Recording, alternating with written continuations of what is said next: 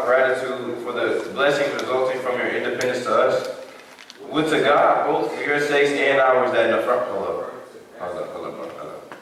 Why is Nelson the only one reading? I can't hear none of you front row and second row people. Y'all got the highest voices. Lift your voices.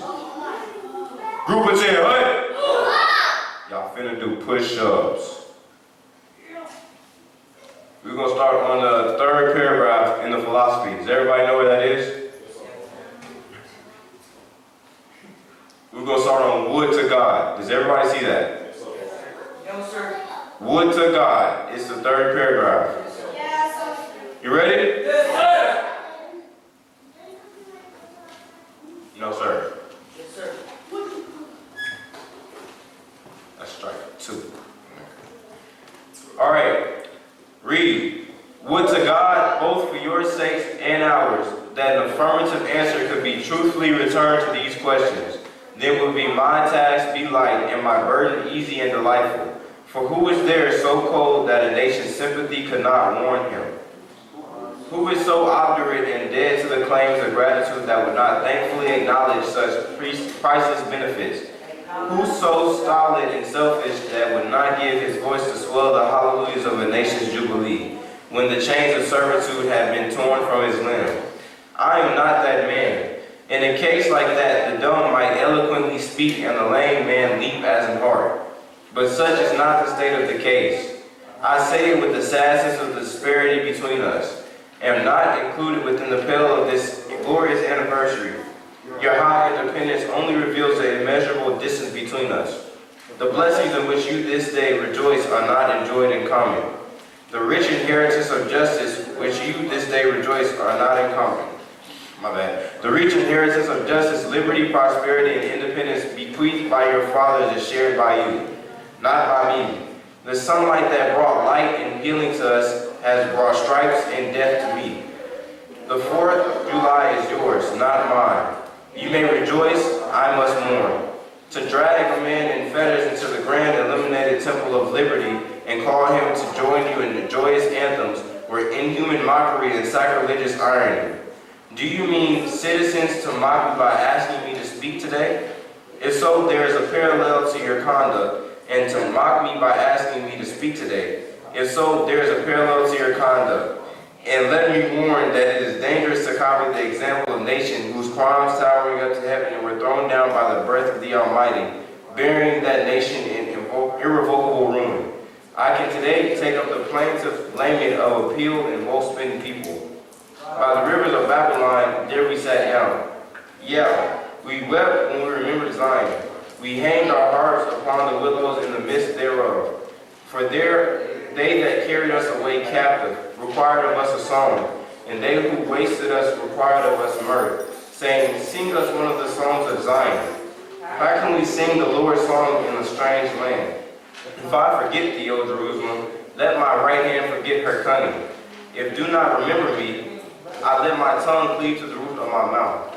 Fellow citizens, above your national tumultuous joy, I hear the mournful wail of millions, whose chains heavy and grievous yesterday are today rendered more intolerable by the jubilee shouts that reach them.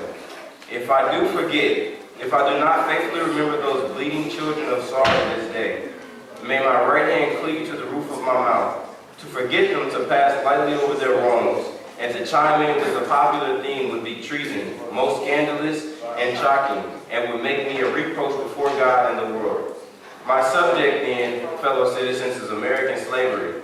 I shall see this day and its popular characteristics from the slave's point of view. I do not hesitate to declare with all my soul that the character and conduct of this nation never looked blacker to me than on this day of 4th July.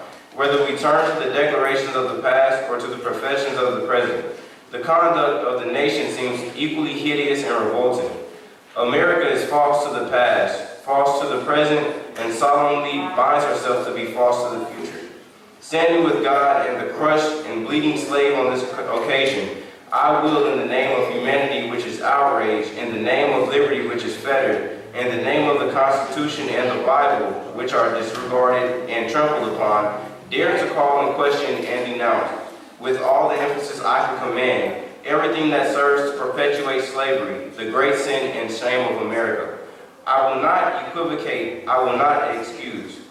I will use the severest language I can command, and yet not one word shall escape me, that any man whose judgment is not blinded by prejudice shall not confess to be right and just. For the present, it is enough to affirm the equal manhood of the Negro race. It is not as astonishing that while we are plowing, planting, and reaping, using all kinds of mechanical tools, erecting houses, constructing bridges, building ships, working the metals of brass, iron, copper, and secretaries, having among us lawyers, doctors, ministers, poets, authors, editors, orators, and teachers, and that while we are engaged in all manner of enterprises common to other men, digging gold in California, capturing the whale in the Pacific, feeding sheep and cattle on the hillside, living, moving, acting, thinking, planning, living in families as husbands, wives, and children. And above all, confessing and worshiping the Christian's God, and looking hopefully for life and immortality beyond the grave. We are called upon to prove that we are men. What am I to argue that it is wrong to make men brutes, to rob them of their liberty, to work them without wages, to keep them ignorant of their relations, to their fellow men, to beat them with the sticks, to flay their flesh with the lash, to load their limbs with irons, to hunt them with dogs, to sell them at auction, to sunder their families, to knock out their teeth, to burn their flesh, to starve them into obedience and submission to their masters? Must I argue that a system thus marked with blood and stained with pollution is wrong? No, I will not. I will have better employment for my time and strength than such arguments would imply. What to the American slave is your 4th of July? I answer, a day that reveals to him more than all other days in the year, the gross injustice and cruelty to which he is a constant victim. To him, your celebration is a sham, your boasted liberty, an unholy license, your national greatness, swelling vanity, your sounds of rejoicing are empty and heartless, your denunciation of tyrants, brass-fronted impudence, your shouts of liberty and equality, hollow mockery, your prayers and hymns, your sermons and thanksgivings, with all your religious parade and solemnity, are to him mere bombast, fraud, deception, impiety, and hypocrisy, a thin veil to cover up crimes which would disgrace a nation of savages. There is not a nation of savages. There is not a nation on the earth guilty of practices more shocking and bloody than are the people of the United States at this very hour. Go where you may, search where you will, roam through all the monarchies and despotisms of the old world, travel through South America, search out every abuse, and when you have found the last, lay your facts by the side of the everyday practices of this nation, and you will say with me that, for revolting barbarity and shameless hypocrisy, America reigns without a rival. Principle. Stop. Just digest that. We have a lot of young people who are not yet up to the reading level, and that's because of their age, and that's okay. But it does not mean that we can run right by it. Amen? Yes, sir. So, I want to do two things. First of all, this is a 30-minute session, and we're going to make all the sessions from this point today 30 minutes so that we will be prepared for drill at 11:30. Yes, sir. However, everybody has to be reading so that they can become a part of who we are. We read it so that we can pick it up from the document. So when we finish something like we just did, then you should go back now. Yeah, that's good. For today, book reports today? Yes, sir. Hold on to it until it's time to. All right. So now that we've had a chance to breathe through, now we'll go with principle. Group attend up. Two. Principle. Free people. White people have never been slaves by the U.S. constitutional law. Have white people ever been enslaved by the United States constitutional law? Yes, sir. White indentured servants were given their liberties on July 4, 1776. What are the characteristics of a free people? What makes them a free and indispensable factor is land. What makes people free? What is it again? indispensable factors All right, is read land. read it again.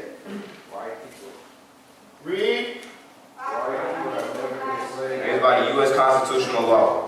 White indentured servants were given their liberties on July 4, 1776. What are the characteristics of a free people? What makes them a free? An indispensable factor is land. What makes them free? Land. So guys, don't sell your land. So I don't have no land. One day you will. Buy land. Don't buy diamonds, don't buy gold, don't buy oil, don't buy cars. None of that foolishness, because they can make more cars, they can't make more gold. Obviously, they can't make more diamonds. But they definitely cannot make more land. You got it? Do not sell land. Buy land, but don't sell your land. Let your land appreciate and then use it to leverage other investments. Leverage means that if I'm at a place where I got strength, I can use that now to do something else. But I don't get rid of it. Why? Because land makes you a player. You're a player in the game when you got land. Like, let's just say your parents own some property right now. Or let's just say your grandparents. Yeah? Well, one day that's going to be yours. The people in East Austin, you know what they did? When it came down to it, they sold it. So guess who moved over there? Guess who moved over there now? Yes. So now black folks can't even get back because the taxes are too high. Don't sell your land. We got people now living out in Maine, Elwood, Pflugerville, Buda, what's this place going out there?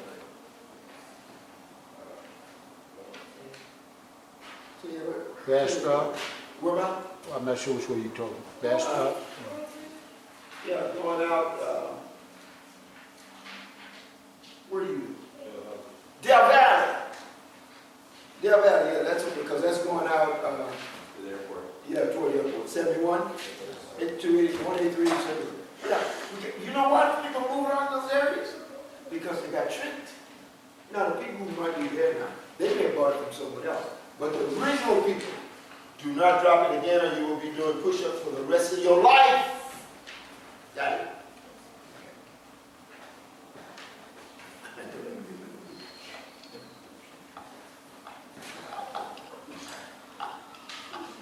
Did you need to do that?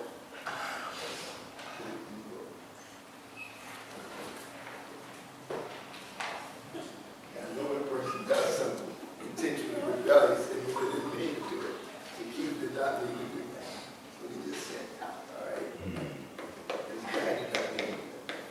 I can cut the younger with some slack. Guess what? I don't cut no slack. Okay. So they got tricked, guys, to moving out of their area. If we had stayed in East Austin, we'd have a major political block. Everybody would have come to us before they did it. Guess where they go now? Not to us. So we got to reestablish. Okay, go back to the principles, please. All right. Back over, sorry. No. Okay. All right, second paragraph. This is not, start over, hey. My apologies. Second paragraph. This does not preclude individual white ownership of land. Indeed, individual ownership is an icon of the free society. White people own and control American soil as a class of people, i.e. as a whole of free people. The fact that some African slave descendants own land does not mean that African slave descendants are in control of the American soil. There is no question that white people control American soil. In bold, everybody read that together. And free people produce their own food and provide for all of their basic needs. Within a group context, within the social contract of government and people. The fact of redlining and bank loans to African slave descendants, the historical discrimination in all areas, with the current deterioration in black so-called civil rights are... Who provides food for free people? Free people, they do. You gotta know it. You read it, right? Yes, So sir. you should know that. Who provides food for free people? We do. How much food do you provide for yourself? Nothing. So does that mean what? What does that mean? Oh! I control of our own destiny. You got to be in control of your destiny. That's why look, we got 30 acres of land out here. We got to be planting stuff on them.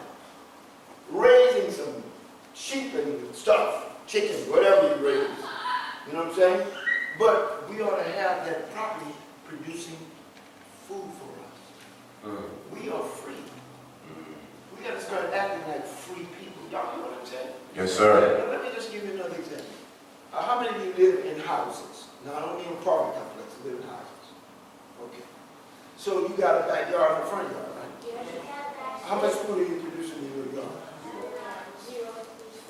Hello? Do you eat flowers? No. No. Right. You know? Well, yeah, there's certain ones you do. Huh? Yeah. Yeah. Bees. Here's my point. Why don't you start off by planting stuff in your house? At your house. Now, how many of you live in apartment complexes? Okay, now let me just talk about apartment complexes, because that's an example here of what free people do. Did you know that if an apartment complex people, don't have to be many, will just decide that whatever vacant land is, that they're going to make that land into gardens that produce food? You can have your first co-op. Your first co-op. But you have to decide that you're going to be free. Freedom is a state of mind. You got it? Yes, sir. Free people think free. Y'all listen? Yes, sir. Free people think free. You're not free if you can't think free. And freedom is not a process. Well, I'm getting free. What does that mean? You're either free or you're not. Freedom is a state of mind. State of mind. Okay. All right. Y'all know I'm listening to your story, right? Definitely. 10 minutes? All right. All right, let's continue. We're going to go straight through. We're going to start at a free people control their means of production. What do a free people control? All right, let's read. A free people control their means of production. What means of production do the African slave descendants in the U.S. control? To the contrary, we are the primary consumer group in the U.S.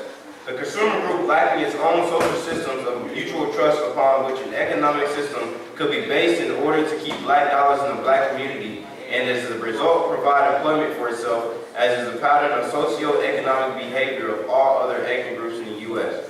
So we are the slave market in the U.S., the liquid economy into which other groups tap, the world's largest liquid slave economy that has no economy of its own, deferring to the economy of some other dominant groups. Free people work for themselves via their socio-economic business system. Free people do not work for others as a primary modality.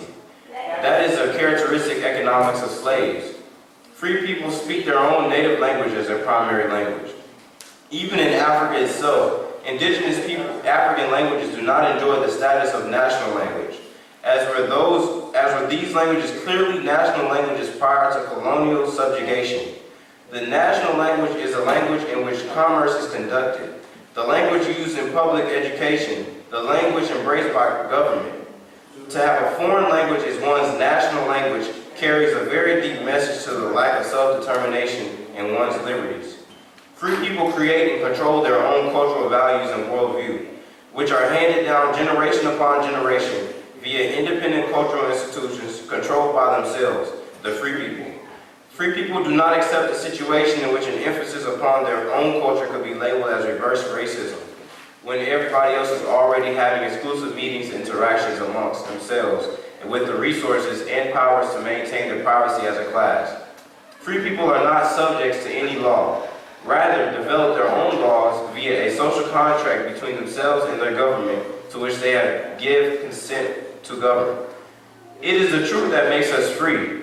Behavior follows belief. Americans of African descent have been programmed for over 500 years to believe that they are slaves and inferior to others. Black people celebrated how much they consumed from others. Expensive new cars, suburban white chase, and imitated intellectualism all point to the extent of slave programming. The acceptance of abnormal and paranormal characterization is a manifestation of slave programming effectiveness and status darkness. A slave lacking in the knowledge of his or her status as a slave is the slave master's dream fulfilled. True slavery is defined and purpose in the mind. Therefore, true freedom is readily available through belief and system transformation. All right. What makes us free? Oh, you may be seated. What makes us free? Who has been programmed for over 500 years? African American. Americans of African descent. That's all of us in here.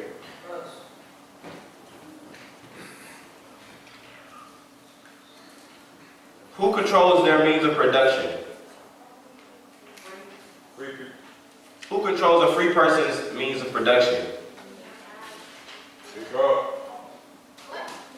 Who controls a free person's means of production? Free people control their means of production. Free people make their own stuff.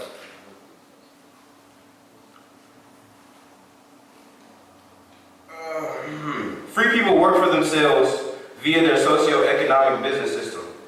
Free people do not work for others as primary modality. That is a characteristic economics of slave. Do free people work for others as a primary modality? No. They work for themselves primarily. Who is Frederick Douglass?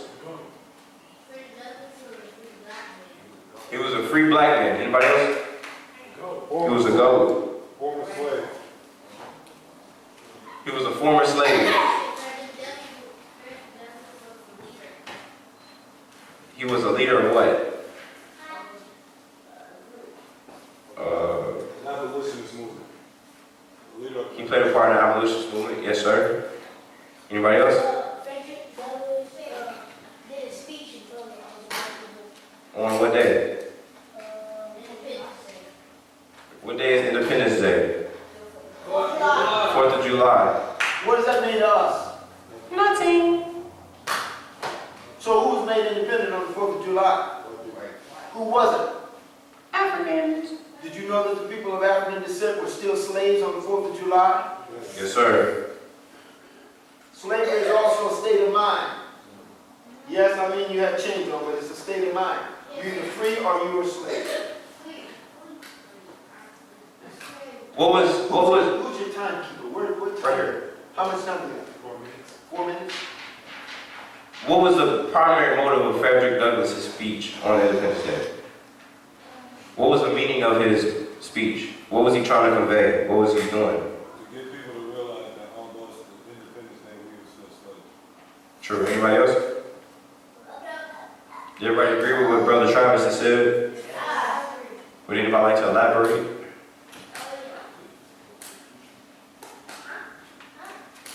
All right.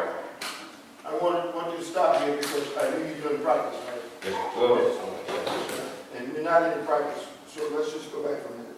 Let's deal with these basic principles. If free people produce their own stuff, production. Means of do production. it again. If free people produce their own Means of production.